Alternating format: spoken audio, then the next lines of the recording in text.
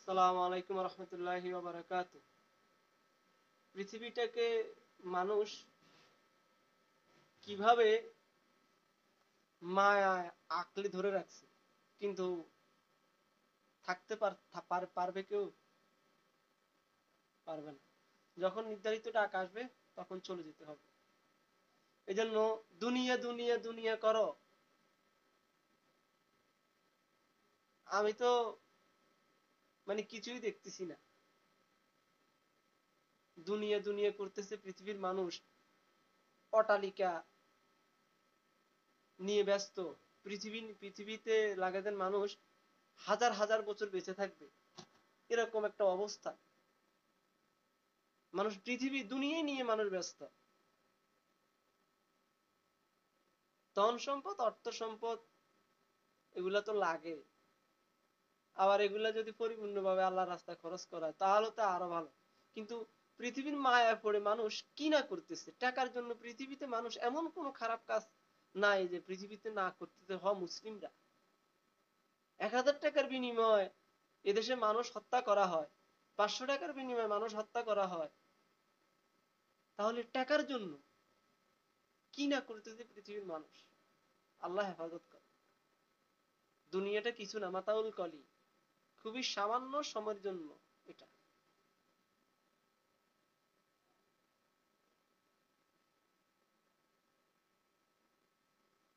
যারা দুনিয়া দুনিয়া দুনিয়া দুনিয়া করে, কারণ সে তো একটি মাত্র দুনিয়াই পৃথিবীতে দেখছে।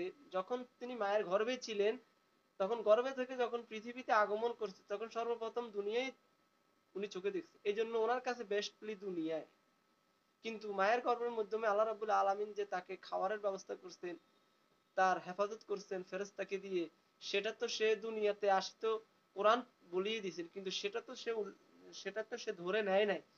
সে দুনিয়াতে আসার পরে যে মনে করছে এই দুনিয়াই আমার জন্য বেস্ট। কিন্তু সে যখন মায়ের গর্ভে ছিল তখন তো তার কোনো অস্তিত্বই ছিল না। আমি তো মায়ের মাসির সুখ, আল্লাহ রাব্বুল আলামিন বলছে আমি তোমার মায়ের মাসির সুখ বন্ধ করে তোমার নাভির সাথে তোমার মায়ের নাভি তার লেগিয়ে দিয়ে তোমার খাবারের ব্যবস্থা করছি। যখন নির্ধারিত সময় আসছে তুমি পৃথিবী থেকে আগমন করবে, এখন তো বিজ্ঞান প্রজন্ম সিজার হইতেছে, ঠিক আছে, কিন্তু কোরআন তো বলছে যে যখন নির্ধারিত সময় আসবে সুম্মা নুখরিজুকুম দিপলা, আমি আস্তে করে তোমার মায়ের গর্ভ থেকে তোমাকে পৃথিবীতে। আজকে মানুষ পৃথিবীতে অর্থনীতি আর কি অবস্থান মানুষ করতেছে পৃথিবীতে, কি অবস্থান চলতেছে পৃথিবীতে। তো একটা উদাহরণ, এটা কোরআন সুন্নাহর সাথে মিল আছে, যে পুকুর কাটে যাইবা, গোসল করতে যাইবা না? গোসল করতে গেলে এভাবে এভাবে ঠিক এভাবে এক কষ পানি লইবা, এক কষ পানি লই, এভাবে ধরে রাখবা পানিটা, ঠিক এইভাবে পানিগুলাকে এইভাবে ধরে রাখবা, খুব শক্ত করে মজবুত করে এইভাবে পানিগুলাকে ধরে রাখবা। হাতের যে এই যে ফাঁকগুলো আছে, এই ফাঁকগুলোকে একটু চেষ্টা করবা মজবুত করার জন্য। পানি থাকা অবস্থায়, যখন পানি হাতে উঠবে তখন থাকা অবস্থায় একটু মজবুত করে ঠিক এইভাবে ধরে রাখবা। ধরে রাখার পরে দেখবা পানিগুলো কতক্ষণ তোমার হাতে থাকে। পৃথিবীর কেউ রাখতে পারবে এভাবে? ঠিক এইভাবে শক্ত করে মজবুত করে ধরে রাখতে পারবা? পারবা না। কারণ কেন রাখতে পারবা না? কারণ তোমার এই আঙ্গুলের ফাঁক দিয়ে পানিগুলো সব চলে যাবে। তার মানে কি, এই আঙ্গুলের ফাঁক তোমার সাথে খেয়ানত করতেছে। এই আঙ্গুলের ফাঁক তোমার শরীরের দেহ, যেটা 24 ঘন্টা যাকে তুমি ব্যবহার করতেছো, তুমি যাকে ব্যবহার করতেছো তোমার সাথে সে থাকতেছে 24টা ঘন্টা, কিন্তু সেই আঙ্গুলের ফাঁক গুলো তোমার সাথে খেয়ানত করতেছে। তার মানে কি, এই জন্য যারা দুনিয়ায় দুনিয়া বলে, দুনিয়ায় মায়ায় পড়ে মানুষ অবিচার, জুলুম, অন্যায়, বেদাত, শিরক, হারামি, দুর্নীতি, চাঁদাবাজি, সন্ত্রাসী, দর্শন, মানুষের সম্পদ লুট করা, ঠিক আছে, এরা যারা করে এদেরকে জন্য আল্লাহ রাব্বুল আলামিন 3000 বছর ধরে জাহান্নামের আগুনকে উত্তপ্ত করা হয়েছে। 3000 বছর ধরে এরা জাহান্নামের আগুনে জ্বলবে। অকুদুহান নাস ওয়াল হিজারা, সূরা বাকারা 24 নম্বর আয়াত। অবশ্যই আমি মানুষ আর পাথরকে জাহান্নামের আগুনের ইন্ধন বানাবো, যারা এই পৃথিবীতে জুলুম করেছে, অন্যায় অবিচার করছে। তাহলে তোমার শরীরের অঙ্গ তোমার সাথে খেয়ানত করে। এটা দিয়ে দুনিয়ায় এটাকে যাকে তুমি খুব ব্যবহার করে, হাতটাকে কত যত্ন করো, শরীরের অঙ্গকে কত যত্ন করা হয় সুন্দর থাকার জন্য। কিন্তু শরীরের এই হাত দিয়ে তুমি বুঝে নাও যে দুনিয়াতে তুমি তাকে ব্যবহার করতে পারো নাই, পানি আটকিয়ে রাখতে পারো নাই, কাল কিয়ামতের ময়দানে সে তোমার জন্য তোমার সাথে কি আচরণ করবে সেটা কি কখনো চিন্তা করছো? সেটা চিন্তা করো নাই। কাল কিয়ামতের ময়দানে তোমার হাত তোমার কৃতকর্ম সাক্ষী দিবে। এটা দিয়ে আল্লাহ বুঝাইছে যে এটাকে যেন রিসার্চ করে বুঝতে পারো যে ঠিক এই রকম যদি দুনিয়াতে আমার সাথে খেয়ানত করতেছে আমার হাত, ঠিক কাল কিয়ামতের ময়দানে আমার সাথে আরো বড় ধরনের খেয়ানত করবে। সূরা ইয়াসিনের 59 নম্বর আয়াত, অতুকাল্লিমুনা আইতিহিম অতাশহাদু আরজুলুহুম বিমা কানু ইয়াকসিবুন, অবশ্যই আমি আজ তাদের মুখে মোহর এঁকে দিব, তাদের হাত, তাদের পা, তাদের প্রত্যেকটা শরীরের অঙ্গ আমার সাথে কথা বলবে, আপনার কৃতকর্ম সাক্ষী দিবে। তাহলে পৃথিবীতে এত এত এই 50-60 বছরের বয়সে এত পেরেশানি কি জন্য? দুনিয়াটা তো দেওয়া হয়েছে এখানে পরীক্ষার জায়গা। যতটুকু পারো, আল্লাহ রাব্বুল আলামিন যদি কারো কাছে হিসাব চায়, পৃথিবীর কেউ হিসাব দিতে পারবে? আল্লাহ রাব্বুল আলামিন যদি কাল কিয়ামতের মধ্যে তোমার শুধু চোখের হিসাব চায়, চোখের হিসাব দিতে পারবা? চোখের হিসাব তো পৃথিবীতে সারা মৃত্যু পর্যন্ত সেজদা পড়ে থাকলে দুটো চোখ দিছে, যে এই চোখের হিসাব তো পৃথিবীর কেউ দিতে পারবে না। তোমার চোখের মাধ্যমে একটা পানি আছে যেটা মানে কোনো ওষুধের সাথে মিলবে না। পৃথিবীতে এরকম কোনো ওষুধ খুবই কম আছে। তোমার চোখের মাধ্যমে যে পানি দেওয়া হয়েছে, চোখের মাধ্যমে যখন কোনো ময়লা পড়ে তখন পানি চলে আসে, ওটা পানি না, ওটা একটা মেডিসিন, ওটা একটা ওষুধ আল্লাহ রাব্বুল আলামিন দিছে। এই মেডিসিনটা, পানিটা যখন চোখে কোনো ময়লা পড়ে তখন ওই ময়লাটাকে মানে ধ্বংস করার জন্য ওই পানিটা চোখে আসে। তো এইটার তো সুক্রিয়া পৃথিবীর মানুষ করতে পারে। এই জন্য আল্লাহ যদি কারো কাছে হিসাব চায়, পৃথিবীর কেউ হিসাব দিতে পারবে না। এই জন্য রাসূলুল্লাহ সাল্লাল্লাহু আলাইহি ওয়াসাল্লাম বলছেন, আল্লাহুম্মা হাসিবনি হাসাবান ইয়াসিরা, আল্লাহুম্মা আজিরনা মিনান নার। মাগরিবের পরে 7 বার, ফজরের পরে 7 বার, আল্লাহুম্মা হাসিবনি হাসাবান ইয়াসিরা, আল্লাহুম্মা আজিরনা মিনান নার। আল্লাহ যেন সহজ হিসাব নেয়, বিনা হিসাবে জান্নাত দেয়, জাহান্নামের আগুন থেকে যেন রক্ষা করে। তো এটা পৃথিবীর মায়া, কি মায়া মানুষ, ছেড়ে দাও ছেড়ে দাও ছেড়ে দাও, এসব মায়া মমতা ছেড়ে দাও। ঠিক আছে, চোখ দুটো যখন বন্দি যাবে তখন কিয়ামত শুরু। কিয়ামত এক প্রকার না, মানুষের জীবনে কত প্রকার যে কিয়ামত আছে যা বলার কোনো ভাষা নাই। কিয়ামত, প্রথম কিয়ামত হচ্ছে ওই ব্যক্তি যখন যেদিন মারা যাবে ওই থেকে ওর কিয়ামত শুরু। ওই পর্যন্ত, হাসর পর্যন্ত, এই মৃত্যুর পরে কবরের জীবনের শুরু, কবর থেকে কবরের শুরু চলবে কিয়ামতের আগ পর্যন্ত।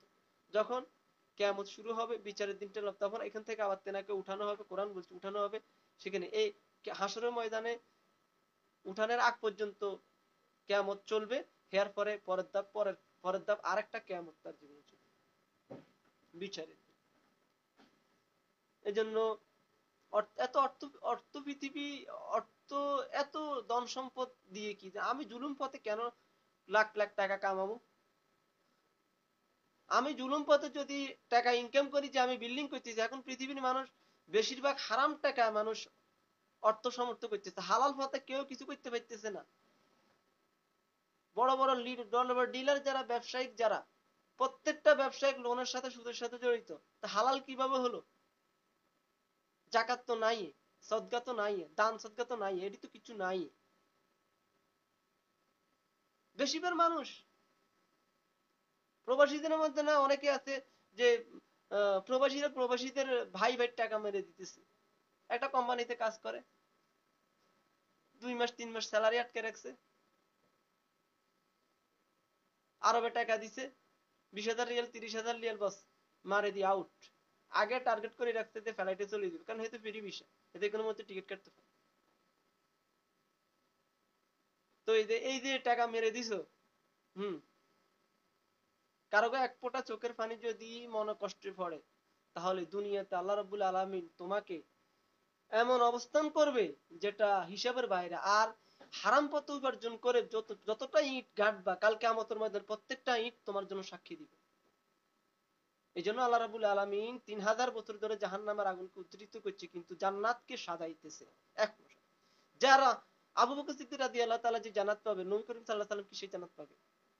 নবী করিম সাল্লাল্লাহু আলাইহি ওয়াসাল্লাম যে জান্নাত পাবে, আবু বকর সেই জান্নাত পাবে না। ওসমান যে জান্নাত পাবে, আলী কি সে জান্নাত পাবে?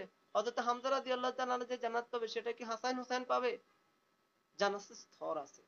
যে আমল যত সুন্দর, যে যত সচ্চরিত্রমান, যে যত আনামাতদারি রক্ষাকারী, যে যত ইনসাফ, যার ভিতরে যত সততা আছে, যার ভিতরে যতটুকু নৈতিকতা আছে, যে আল্লাহর জমিনে আল্লাহকে ভালোবাসে, আল্লাহর জন্য মানুষকে ভালোবাসে, তারা যত আমল করবে, যত ভালো কাজ করবে, যত ভালো করবে, তার জন্য তত পরিমাণ জান্নাতে সাজানো হবে, জান্নাতকে সাজানো হবে। আর জাহান্নামের আগুনকে 3000 বছর ধরে চলবে। এই জন্য এগুলো ছেড়ে দাও। কোন মানুষের হক হালালি টাকা মেরো না। প্রবাসীরা বহুত কষ্ট করে, প্রবাসীদের টাকা মেরে ফেলে না। এটা মানে কোরআন বলছে যে সূরা এই যে নিসা, সূরা নিসা, এখানে যেন সম্পদের কথা 8 না 9 নম্বর আয়াতে বলা হয়েছে যে এ, যে যে যারা এতিমের সম্পদ খায়, তারা যেন জাহান্নামের আগুন ঢুকায় পেটে, তারা জাহান্নামের আগুন ঢুকায়। ঠিক প্রবাসীরা যারা এই যে 3 মাস তার পরিবার বসে আছে, তার মুখের দিকে রেনে, কার মুখের দিকে রেনবে? তার পরিবার বসে আছে। আমার কাছে কয়েকটা প্রমাণ আছে, আমার কাছে তো কম বেশ সবার সাথে যোগাযোগ প্রমাণ আমার কাছে আছে। আমি তো যাচাই ছাড়া কোনো কথা বলি না। আমার লাইভে তত কথা আছে, কেউ বলতে পারেন আমি পুরো ভিডিও পুরো লাইভ দেখবেন কোনো কথার যাচাই ছাড়া আছে কিনা।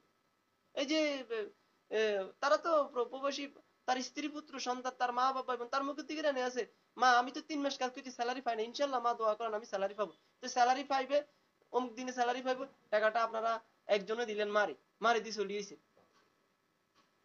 কত বড় একটা জঘন্যতম কাজ। ওই যে যারা এতিমের সম্পদ খায়, তারা জাহান্নামের আগুন ঢুকায়। যারা এই প্রবাসীদের হকালের টাকা আরেকজন প্রবাসী মালিকা, মনে রাখবা তুমি জাহান্নামের আগুন ঢুকাইতে, এটার জন্য দুনিয়াতে তোমাকে শুয়োরের মতো তোমাকে মৃত্যুবরণ করতে হবে, এবং তোমার সন্তানদেরকে, তোমার স্ত্রী পুত্রকে আল্লাহ দুনিয়াতে এর ভোগান্তি দিবে। কারণ পাপ যখন একজনে করে, সেটার ভাগিদার 10 জনে হয়। অপরাধ যে করে সে অপরাধী, আর অন্যায়কে যে প্রশ্রয় দেয় সে আরো বড় পাপিষ্ঠ। তুমি অন্যায় করছো, সে আঘাত তোমার সন্তানের উপর আসবে, তোমার পরিবারের উপরে আসবে। আল্লাহ মৃত্যুর পর্যন্ত তোমাকে কষ্টে ভোগান্তিতে রাখবে। কারণ অভিশাপ কখনো মাফ হয় না। দোয়া বিদ্যুতের গতিতে ছুটে, দোয়া বিদ্যুতের গতিতে ছুটে। কেউ যদি কারোর জন্য দোয়া করে, সেটা বিদ্যুতের চেয়ে দূরত্ব যায়। আর কেউ যদি কারোর জন্য অভিশাপ দেয়, সেটা থরে থরে থরে থরে আসে। একজনের মনে কষ্ট দিছো, সময় আছে, এখনো সময় আছে। একজনের মনে কষ্ট দিচ্ছে, আঘাত দিছো, কোনো কথাই দিছো, কোনো কাজে দিছো, অপশন আছে এখনো। আল্লাহ বলছে ক্ষমা চাও, তার কাছে গিয়ে ক্ষমা চাও। অপশন আছে, 2 দিন 3 দিন তোমার জন্য অপশন আছে। এখনো তোমার পাপটা এখনো আরশে পৌঁছে নাই, অপশন রাখছে, ক্ষমা চাও তার কাছে গিয়ে। অভিশাপ লেগে যাবে, ধ্বংস।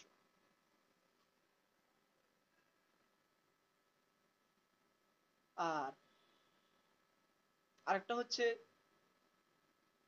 কম বেশ আল্লাহ রাস্তায় খরচ করো। মাসে 50,000 টাকা ইনকাম করো, প্রতি মাসে 50,000 টাকা, 3,000 টাকা, 1500, 1500, 3,000, 2,000, 2500 আল্লাহ রাস্তায় খরচ করো। আত্মীয় স্বজনকে দাও, রক্ত সম্পর্কে দাও, খবর না, একটু খবর না, পার্সোনাল ভাবে খবর না। আমি উমনা ছিলাম, আমি খবর নিছি, যারা মাধ্যমিক অবস্থায় তো খবর নিছি। এলাকাকে যদি চেক করি, এলাকায় খবর নিয়ে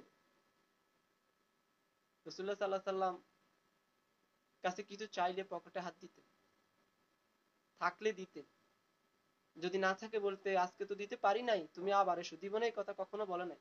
আর মসজিদের মধ্যে ধীরে ধীরে কিলে করে মুসলমানরা।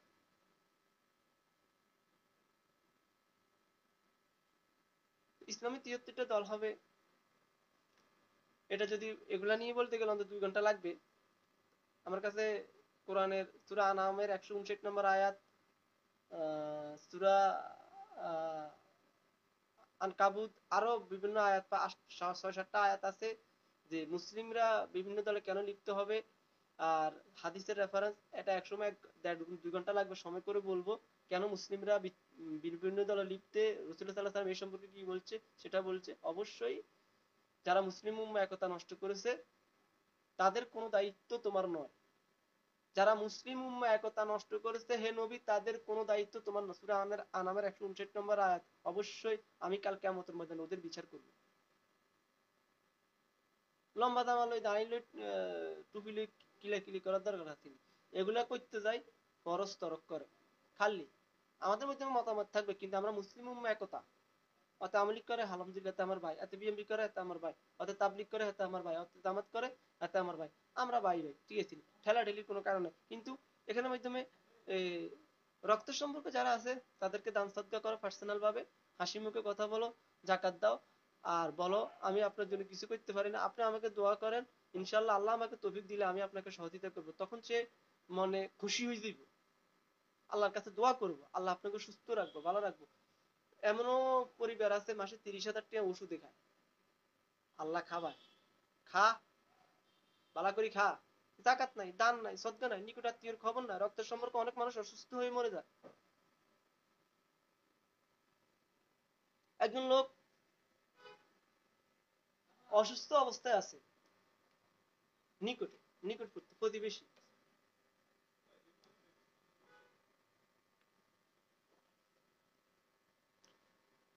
তো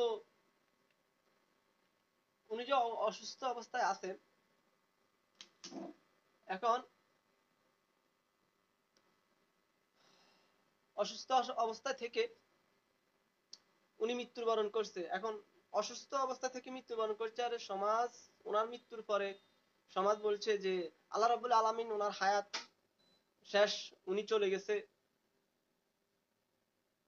হায়াত শেষ, উনি চলে গেছে, এটাই তো বলবে। এটা তো যারা ইসলামকে পরিপূর্ণ মানে না এবং যারা মুসলিম তারাও এই কথা বলবে, এবং বিধর্মীরাও এই কথা বলবে যে ওনার হায়াত শেষ, উনি মারা গেছে। আমরাও বলবো যে আল্লাহ ওনার এইটুকু নির্ধারিত হায়াত রাখছে, উনি পৃথিবী থেকে চলে গেছে, এটাই, এতটুকুই তো, এতটুকুই তো। কিন্তু এখানে যে এই কোরআনের আয়াতটা স্বীকার করলো যে সূরা মুলুকের 2 নম্বর আয়াতটা স্বীকার করলো, আল্লাযী খালাকাল মাউতা ওয়াল হায়াতা লিয়াবলুয়াকুম আইয়ুকুম আহসানু আমালা, তোমার হায়াত, তোমার মউত, তোমার রিজিক আমি সবকিছু নির্ধারিত করেছি, এটা কিন্তু স্বীকার করলো যে ওনার হায়াত শেষ, উনি চলে গেছে। কিন্তু ওনার হায়াত শেষ, উনি চলে গেছে, কিন্তু যখন উনি অসুস্থ ছিল তখন তার পাশে তো কেউ ছিল না, তার পাশে তো ছিল না। সে যদি কাল কিয়ামতের ময়দানে ভিল উদ্বোধন করে যে আমি তো মাজলুম ছিলাম, আমি কোন রকম হালাল পথে দিন উপার্জন, দিন মজুরি, হে রব আমি খুব দিন মজুরি, আমি এই আমার পরিবার চালাতে, দেখেন আমার কতগুলো কোরআন সুন্নাহর সাথে মিল আছে কিনা, মিল থাকলে না মিল থাকলে আমাকে আমার সাথে আমার বলবেন যে মিল আছে কিনা, আমি দলিল দিয়ে কথা বলি, দলিল ছাড়া কোনো কথা নাই। কাল কিয়ামতের ময়দানে যদি সে বিল উদ্বোধন করে যে আমি তো অসুস্থ ছিলাম, আমি তো মাজলুম ছিলাম, আমি কোন রকম ছোট্ট একটা ব্যবসা করতাম, কোন রকম একটা চাকরি করে আমার ফ্যামিলি চালাইতে কষ্ট হতো, আমার সন্তানদেরকে সঠিকভাবে শিক্ষা দিতে পারছি না, খাওয়া দিতে পারছি না, আমার সন্তান আমার কাছে একটা ভালো জিনিস আমি দিতে পারতেছি না, ভালো একটা পোশাক চাই আমি দিতে পারতেছি না, তুমি তো আমাকে ধন সম্পদ দাও নাই, অল্প সামর্থ্য দিয়েছো, আমি তো অসুস্থ ছিলাম, আমার তো চিকিৎসার টাকা ছিল না, কোনো দিকে ব্যবস্থা ছিল না, কেয়া তুমি যাদেরকে বলছো যে আকিমুস সালাত ওয়াতাউ যাকাত, যাদেরকে যাকাত দেওয়ার সামর্থ্য তারা যে যাকাত দিবে, আমাকে যদি কেউ যাকাতের টাকা দিত, দিয়ে আমাকে একটু সুস্থ করতো, আমি তো আবার রিপ্লাই পূর্ণতায় রিপ্লাই আমি সুস্থ হয়ে, আল্লাহ তুমি হায়াতের মালিক, তুমি আমি আবার রিপ্লাই ওষুধ খেয়ে সুস্থ হয়ে আমি আবার আমার সন্তানদেরকে মুখে 2 মুঠ ভাত দিয়ে তাদের তোমার পথে চালাতে পারতাম, ঠিক আছে নি? এখন আমি যে পৃথিবী থেকে চলে গেছি, চলে আসছি, আমার সন্তান, আমার স্ত্রী পুত্র, আমার স্ত্রী কষ্ট পাইছে, আমার সন্তানরা বাবা হারাইছে, এতিম হয়ে গেছে, তখন তখন সর্বপ্রথম তার আত্মীয় স্বজনের ভিতরে যারা রক্তের সম্পর্ক আছে তাদেরকে তারা তারা জালিমের কাঠ গড়ায় দাঁড়াবে, তারা জালিমের কাঠ গড়ায় দাঁড়াবে, এমন অবস্থানে দাঁড়াবে যেটা কোনো হিসাব নাই। এক এটা হিসাবটা আমি এভাবে বুঝাই, যেটা হচ্ছে যে একজন গরিব বা মিসকিন বা ফকির, কোনো কোনো কারণে মানুষ হয়তো বা ভিক্ষা করে, আর এখন ভিক্ষাটা লেবাস হয়ে গেছে, ঠিক সেটাও ঠিক আছে, কিন্তু কোনো কোনো কারণেও মানুষের ভিক্ষা করে, সন্তানদেরকে মানুষ করছে, বউয়ের পরামর্শ এখন মা বাপরে বার করে দিছে, অথবা মা বাবা, এমনও মা বাপের সন্তানের আকীদা পালন করে না, এখন সন্তানের জিদের ছাড়া মা বাপের আকীদা পালন করে, এরকম বহুত ঘটনা বাংলাদেশে আছে, এগুলো আমার চোখে দেখবো, আমি দেখতেছি। তো এখন কোনো কারণে সে ভিক্ষা করে, দেয়াতে সে মাজলুম, এখন আপনার গায়ে হাত দিছে, ভাই আমার 10টা টাকা দেন, এখন আপনার হাত দিছে, আরে আপনার গার মধ্যে নতুন শার্ট, এত হাত দিল কিনলি? ওরে বাবা রে বাবা রে বেটা, তোর গাতে হাতের গা পবিত্র আছে বেটা, ওর লোক আল্লাহর রহমত আছে, তোর লোক শয়তান সব। তুই শয়তানের হারে বড়ি, তুই টাকা পয়সা কামাই, তুই মানে শয়তান তোরে আকৃষ্ট করে রাখছে, আর ওর সাথে রহমত আছে। আপনি তাকে টাকা দিলেন না, তাকে ধাক্কা দিলেন, সে মনে কষ্ট পাইলে আল্লাহর আরশ কেঁপে গেল। কাল কিয়ামতের ময়দানে শুধু এই সূত্রের কারণে তুমি জাহান্নামে যাবা, বিনা হিসেবে জাহান্নামে যাবা। ঠিক কোন ফ্যামিলিগত ভাবে কোন লোক যদি অসুস্থ থাকে, দিন মজুরি থাকে, মাজলুম থাকে, কষ্ট পায় সন্তান নিয়ে, পরিবার নিয়ে, যাদের অটালিকা অবস্থানে আছে, অটালিকা অবস্থান যাদের আছে, যাদের সামর্থ্য আছে, আত্মীয় স্বজন রক্ত সম্পর্কের ভিতরে যাদের সামর্থ্য আছে দেওয়া, টাকা পয়সা আল্লাহ তাদেরকে সম্পদ দিছে, যাদেরকে দিছে,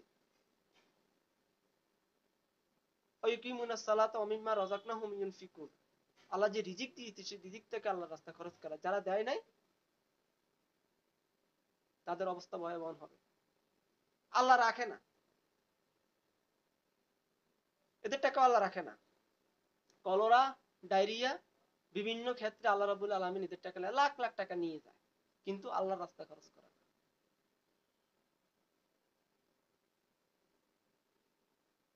এই সম্পদ, এই ধন, অটালিকা, অবস্থান, স্বর্ণ অলংকার, টাকা পয়সা, ঠিক কাল কিয়ামতের ময়দানে জাহান্নামের আগুনে লাভা হবে তোমার প্রতিবেশী, তোমার কপালে, তোমার গায়ে চিল মারা হবে, বলা হবে হাদা কারাসমা তুমনি আনফুসাকুম, এই হচ্ছে তোমার রেখে দেওয়া সেই সম্পদ যা তুমি আল্লাহর রাস্তায় খরচ করো না।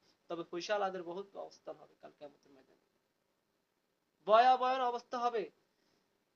টাকা পয়সা দিয়ে কি করবে বেটা? টাকা মেতড়ও কামায়, যে ধন সম্পদ যদি আল্লাহর জন্য না হয়, অটালিকা অবস্থা আল্লাহর জন্য না হয়, ওই টাকার মধ্যে আমি পেশাব করি, ওই টাকার দাম আছে নি? আমার জীবনের দাম না, আমার তো কুত্তর চেয়ে নিকৃষ্ট। আমার আল্লাহ ধন সম্পদ দিয়েছে, দিয়েছে আল্লাহ তো দিছে, আমি চেষ্টা করছি আল্লাহ দিছে, আমি চেষ্টা করি নাই আল্লাহ দেয় না, সেটা হচ্ছে বেগ বিষয়। চেষ্টা করছি, আমি চেষ্টা করছি আল্লাহ দিছে। এখন আমি চেষ্টা করার কারণে আল্লাহ রাব্বুল আলামিন আজকে আমাকে অনেক টাকা পয়সা দিছে। তো যে আল্লাহ আমাকে টাকা পয়সা দিছে, তাহলে সে আল্লাহ তো বলছে ওয়াইকিমুনাস সালাতা ওয়া মিম্মা রাযাকনাহুম ইউনফিকুন, যে রিজিক দিয়েছে সে রিজিক থেকে আল্লাহর রাস্তায় খরচ কর। তো মুসলমান দাবি করে কোন হিসাবে? হাজারে 999 লোক জাহান্নামে যাবে মুসলিমরা, 73 দল বা 72 দল জাহান্নামে মুসলিমরা। আল্লাহর রাস্তায় বলতেছি, বহু মানুষ আছে সহযোগিতা করে মানুষকে। এখন তো হালাত বাড়া দিতেছেন, এভরিথিং সুদ চলতেছে সমাজে। আমার সমাজে এভরিথিং সুদ চলতেছে, প্রত্যেকটা সমাজে সুদ চলতেছে, সুদ চলতেছে আর তালাক হইতেছে। এই দুইটা যতদিন দিন দিন বাড়বে অতদিন জেনা পাপ আরো বাড়বে, আল্লাহর গজব এই জমিনে এক সময় আসবে। আল্লাহ হেফাজত করো। কিন্তু এই জমিনে যেভাবে সুদ চলতেছে, এভরিথিং যেভাবে জেনা চলতেছে, যেভাবে মানুষের ক্ষতি চলতেছে, এবং যেভাবে তালাকের পরিমাণ বাড়তেছে, যখন তালাকের পরিমাণ আর সুদ, রিবা, দর্শন, খুন যখন বেড়ে যাবে, তখন আল্লাহ পক্ষ থেকে গজব আসতেছে না একমাত্র হক্কানি আলেমদের কারণে। এখনো জমিনে, এখনো প্রত্যেকটা সমাজে, প্রত্যেকটা জায়গায় দেখো হক কথা বলার লোক আছে বলতে এখনো জমিনে গজব আসে না। মুমিনদের কারণে জালিমরা খায়, মুমিনদের কারণে পৃথিবীতে জালিমরা আহার করে। আমরা জমিনে আল্লাহকে সিজদা দিই, প্রশংসা আল্লাহ রাব্বুল আলামিন করি, যতটুকু পারি ইবাদত করি, পারলে মানুষকে সহযোগিতা করি, কারো ক্ষতি করি না। আল্লাহ সবাইকে হেফাজত করে, কিন্তু আমাদের কারণে, মুমিনদের কারণে জুলুমকারীরা এখনো বেঁচে আছে। তবে জুলুম বাড়তেছে, এই জমিনে যে সমস্ত জুলুম হয়েছে আল্লাহ এখনো জমি রাখছে। লাখো লাখো কোটি শুকর আল্লাহর কাছে। আল্লাহ রাব্বুল আলামিন কোরআন বলছে যে যত বিপদ, যত মুসিবত, যত কিছু সব তোমাদের হাতের কামাই, তারপরে মানুষের সতর্ক হইতেছে না। এখানে 23 কোটি ছেলে, বিবেক খাড়াও, দেমাক লাগাও, বিবেক খাড়াও, কি করতেছো, কি করতেছো, কি করতেছো, কি করা উচিত, করতেছো কি? 20,000 টাকা কামাও, 50,000 টাকা কামাও, 2,000, 3,000, 1,000 টাকা আল্লাহ রাস্তা খরচ করে, আল্লাহ তোমাকে সুস্থ রাখবে, পেরেশানি দূর করে দিবে, তোমার আত্মীয়কে, তোমার তোমার ছেলে সন্তান স্ত্রী পুত্র মা বাবাকে আল্লাহ সুস্থ রাখবে। ট্রাই করে দেখো, এটা কোরআন বর্ণনা, এটা হাদিস, এটা রাসূল সাল্লাল্লাহু আলাইহি ওয়াসাল্লাম করছেন, ওমর করছেন, আবু বকর করছেন, উসমান করছেন, আলী করছেন, সাহাবীরা করছেন। ইসলামী খেলাফত গুলো এইভাবে পৃথিবীতে আসছে। এখন লাস্টে আসি, মনে করেন এখন ফিতনা শুরু হয়ে গেছে। আর এই টাইমে যে এগুলো হবে এটা রাসূল সাল্লাল্লাহু আলাইহি ওয়াসাল্লাম 1400 বছর আগে বলছে। তুমি সতর্ক অবলম্বন করে চলো। আমার কিছুদিন আগে একটা অসুখ হয়েছে, মারাত্মক একটা অসুখ হয়েছে, কিন্তু আমার দেখো নাকি হইলো তখন 50,000 60,000 70,000 টাকা শেষ হয়ে গেল, যে একটা অসুখ আমার হয়েছে। কিন্তু আমি সবর অবলম্বন করছি, আমার কাছে টাকা ছিল না, এক ভাই আমাকে ওষুধ লই দিছে, প্রবাসী এক ভাই আমার ওষুধ লই দিছে, আলহামদুলিল্লাহ সুস্থ হয়েছি, সেটাও আল্লাহর রহমত। ঠিক আছে, কিন্তু আমার কাছে টাকা ছিল না। সে আমাকে সহযোগিতা, আল্লাহ ওনাকে উত্তম জাযাত দান করুক, আল্লাহ ওনার রিজিক বাড়িয়ে দেখ, আল্লাহ ওনার পরিবারকে হেফাজত করুক। এভাবে মানুষকে সহযোগিতা করবেন, মানুষের বিপদে পাশে দাঁড়াবেন, দেখবেন আল্লাহ আপনার রিজিক বাড়িয়ে দিবে। রিজিক যদি নাও বাড়ে, তাহলে কাল কিয়ামতের ময়দানে তোমার জন্য নাজাতের উছিলা হয়ে যাবে। যেমন কবরে দুইজন মুনকিন নকর আসে, এখানে বিভিন্ন ইমাম গরজানির কিছু হাদিস সহি বলা হয়েছে, যে ইমাম গরজানি রাহমাতুল্লাহ আলাইহির কথা, উনি বলছে যে কবরে রাখার পরে যারা তিনটা প্রশ্ন করে, দুজন ফেরেশতা আসে, আসি তাকে চাপ দিতে আসে, মানে চাপ আসে, এটা ইমাম গরজানি যত সম্ভব, ঠিক আছে, পায়ে থেকে চাপ আসে, ডান থেকে চাপ আসে, মাথা থেকে চাপ আসে, একদিকে একদিকে চাপ আসে, তখন এক এক দিকে এক একটা আমল দাঁড়ায়, দান সদকা দামায়, কোরআন দাঁড়ায়, নামাজ দাঁড়ায়। এদিক থেকে আসিস না উনি নামাজি ছিল, এদিক দিয়ে আসিস না কোরআন আলা ছিল, এদিক দিয়ে আসিও না জাকাত দান সদকা করতো। তারপর বলতে আপতা তয়েফ, আপনি আমার মেহমান মাদ্দা বসির, আপনি যদ্দূর তাকাবেন ওদ্দূর আমি আপনার জন্য প্রশস্ত হয়ে যাব। আমি যে কতক্ষণ পরে পৃথিবী থেকে চলে যাব এটার কোনো গ্যারান্টি আছে? আমি যে এখান থেকে সামনে যাবো এটার কোনো গ্যারান্টি আছে? অবশ্যই মৃত্যুকে স্মরণ রাখতে হবে। মৃত্যু মানুষের রগের থেকেও নিকটে, তোমার গায়ের রগের থেকে তোমার মৃত্যু নিকটে। আমরা ভুলে গেছি। অহংকার মনে এনো না, অহংকার যদি মনে আসে কি করবা? কবরস্থানে যাই দাঁড়িয়ে থাকবা। যদি অহংকার আসে, যাদের মনে যদি কোনো ধরনের অহংকার আসে, টাকার অহংকার, অনেকে টাকার অহংকার দেয় না, সম্পদের অহংকার দেয় না, পাওয়ারের অহংকার দেয় না, তোমার থেকে কি বড়, তুমি কি বড় ফেরাউনের থেকে বড় হইতে পারবা? ফেরাউনকে আল্লাহ ডুবি শেষ করে দিল, শেষ করে দিছে না? টাকার পাওয়ার এগুলো দেখাইও না। টাকার মনে অহংকার এলো, কবরস্থানে যাই দাঁড়িয়ে থাইকো, কতক্ষণ এমনি কবরের দিকে রেনি থাইকো, কিরে এ তো আমার তো ফার্সি ছিল চলে গেছে। যদি তাও না আসে, মসজিদে যাই মসজিদ ঝাড়ু দিও, ঠিক আছে, মসজিদে যাই মসজিদ ঝাড়ু দিও, আর না ওই বালতি টয়লেট সাফ করিও। এগুলা করবে যদি মনে অহংকার আসে, এগুলা ছেড়ে দাও। মানুষ, মানুষকে, মানুষের মস্তিষ্ককে আল্লাহ রাব্বুল আলামিন সবচেয়ে বেশি সাজা দিবে। আমি তো তোমার মাথায় 23 কোটি সেল দিয়েছি, চোখ দিয়েছি, বিবেক দিয়েছি। গাড়ি চালাইতে সময় তো কেউ তো মনে করেন ইচ্ছাকৃত ভাবে গাড়ি মারি দেয়, কোন দুর্ঘটনা ঘটে যায়, ইচ্ছাকৃত কি কেউ কি গাড়ি আরেকটা লোক আরেকটা মারি দিব? কেউ? কোনো নেশা অবস্থা থাকাকালীন, নেশা ছাড়া? তাহলে সেই দিক তো ভালো দিক বুঝো। হ্যাঁ, ইচ্ছে করিতে তাই অর্থ হত্যা না, দুনিয়া সবকিছু বুঝো, নিজের স্বার্থের জন্য, নিজের স্বার্থের জন্য সবকিছু বুঝো, অন্যের স্বার্থের জন্য কিছু বুঝো না। নিজের স্বার্থের জন্য নিজের স্বার্থ টোকা, আরেকজনের স্বার্থ, আরেকজনের স্বার্থ, স্বার্থকে টোকা, নিজেও খাও আরেকজনকে খাও, এগুলো ছেড়ে দাও। মানুষ, হেদায়েত বিশাল নেয়ামত, গয়রিল মাগদুবি আলাইহিম ওয়ালাদ-দালিন, ওই পথ চাই না যে পথে চললে নেয়ামত থেকে বঞ্চিত হয়ে যাব। আমাকে ওদের পথ দেখাও, সিদ্দিকী সালেহীনদের পথ দেখাও। হেদায়েত বিশাল নেয়ামত। হেদায়েত আল্লাহ রাব্বুল আলামিন সবাইকে দেন। আল্লাহ রাব্বুল আলামিন যাকে সোর্স করে, যাকে পছন্দ করে, সে হেদায়েত পায়। হেদায়েত পাওয়াটা যতটা সহজ, হেদায়েতের উপরে টিকে থাকা তার চেয়ে কঠিন। হালাল পথ উপার্জন করে কোন রকম চলা যে কত কঠিন সেটা আমি জানি, আমি বুঝছি। তখন আমি থাইতে আমার মনে প্রশ্ন হচ্ছে, কেন মানুষ হারাম পথ বেছে নিচ্ছে? কেন হারাম পথ বেছে নিতেছে? এত কষ্ট হালাল পথ উপার্জন করে নিজে চলাফেরে, পরিবার চলা, সমাজ, মা বাপরে দেন, ঠিক আছে, হয় না। এই জন্যই তো মানুষ হারাম পথ বেছে নিতেছে, ওই যে কষ্টে। আল্লাহ হেফাজত করুক, আল্লাহ আমাকে হেফাজত করুক, সবাইকে হেফাজত করুক, আমরা যেন এটির মধ্যে না যাই। মানুষ সবসময় এক সময় থাকে না, মানুষের মধ্যেও পরিবর্তন হতে হয়।